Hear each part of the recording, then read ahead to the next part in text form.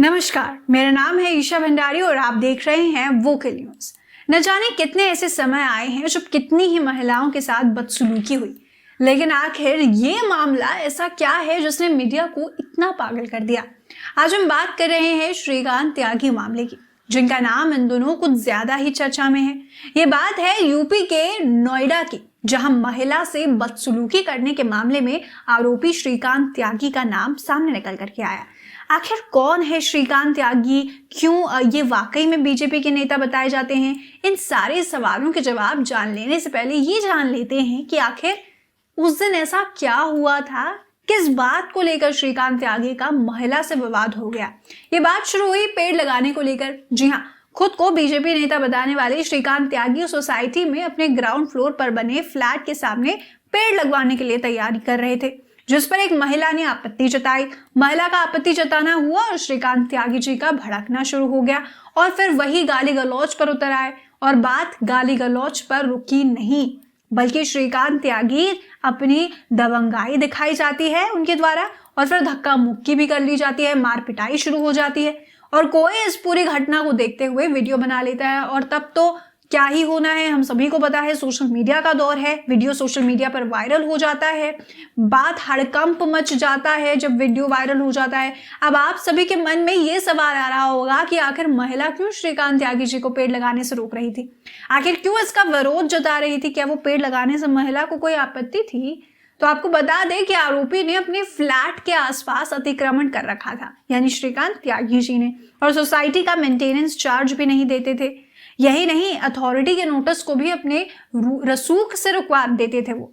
और ऐसा नहीं कि ये केस के बाद ही ये सब सामने निकल करके आया, बल्कि श्रीकांत त्यागी के अवैध निर्माण की शिकायत सोसाइटी में रहने वाले लोग साल 2019 से कर रहे हैं। यानी 2019 से 2022 हो गए, तब जाकर भी कोई केस इन पर दर्ज नहीं हुआ।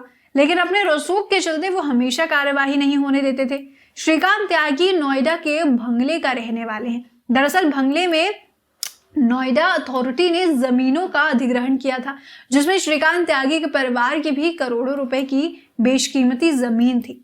श्रीकांत त्यागी और उसके परिवार को करोड़ों रुपए का मुआवजा अथॉरिटी की तरफ से मिला था। इस पैसे के बल पर श्रीकांत त्यागी बड़ी बड़ी गाड़ियां खरीदने लगा था। उनके गाड़ियों की लिस्ट आप देखेंगे तो आप पागल हो जाएंगे।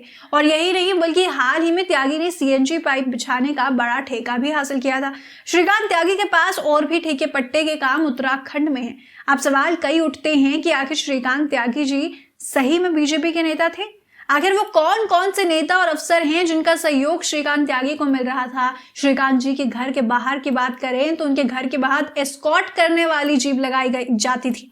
जब घर से बाहर वो निकलते थे तो उनके पीछे एस्कॉर्ट की गाड़ियां चलती थी।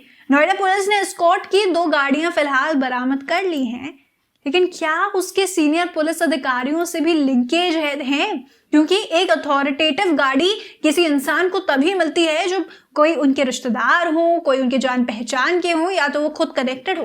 तो श्रीकांत त्यागी जी को ये कैसे मिला, जिस वजह से इसे एस्कॉर्ट की सुविधा मिल रही थी? तो बात इतनी सीधी है कि उत्तर प्रदेश पुलिस के जवान भी श्रीकांत की सुरक्षा में लगाए गए थे। आप सोच सकते हैं, उत्तर प्रदेश की पुलिस श्रीकांत के घर के बाहर खड़ी रहती थी 24 घंटे। सूत्रों का कहना है कि मामला मीडिया में आने की वजह से पुलिस के लिए सिरदर्द बन गया था। श्रीकांत त्यागी की अफसरों से लेकर नेताओं तक से सेटिंग है। इसके पुलिस ने शुरुआत में आरोपी को गिरफ्तार नहीं किया। अब जब सेटिंग होगी तो पुलिस क्यों गिरफ्तार करेगी ऐसे इंसान को जिसका इतना कनेक्शन है?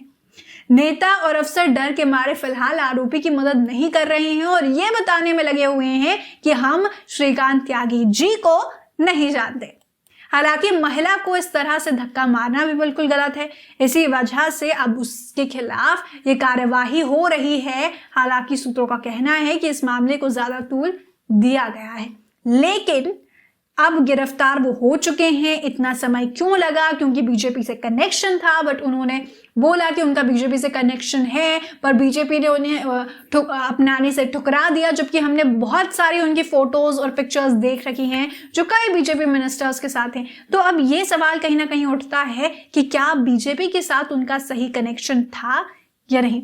अभी के लिए उनकी गिरफ्तारी तो हो चुकी है इस मामले में कि उन्होंने महिला के साथ बदसलूकी की। अब आगे देखने वाली बात यह होगी कि उनके साथ और क्या क्या होता है। ऐसी खबरों के लिए बने रहिएगा वोकल न्यूज़ के साथ।